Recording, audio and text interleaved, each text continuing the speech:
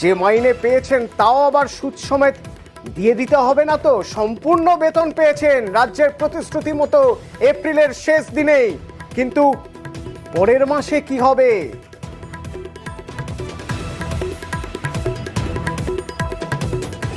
এই মাসে ঢুকেছে, আগামী মাসে ঢুকবে কিনা সংশয় আছে। আমাদেরও কঠিন এই কোর্ট সংক্রান্ত খরচ চালানোর জন্য।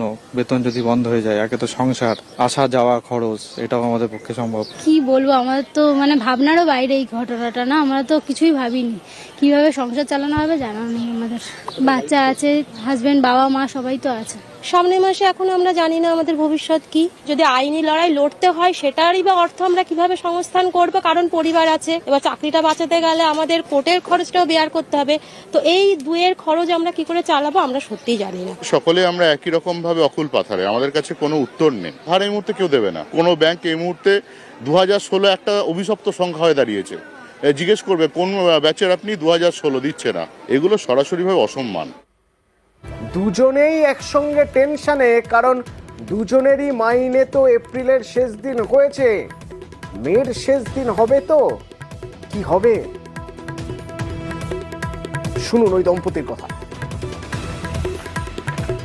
আমি 2011 সাল থেকে চাকরি করি, এখান থেকে রোজ যাতায়াত করতে হতো। পরবর্তীকালে 16 পরীক্ষা দিয়ে আমি কলকাতার বুকে জয়েন করি। না, আমাদের হাজব্যান্ড ওয়াইফ দুজনের একই রায় একসঙ্গে চাকরি চলে গেছে। আমরা যে কি করব, কোথায় যাব, আমাদের কোনো আইডিয়া নেই। আমার ছোট বাচ্চা আছে, বাড়িতে অসুস্থ মা, বাবা কোভিডে গত হয়েছেন। সুপ্রিম কোর্টে যদি অ্যাডভার্স রায় হয়, তখন তো আমি তো অ্যাকচুয়ালি 22 তারিখ থেকে চাকরি হারা।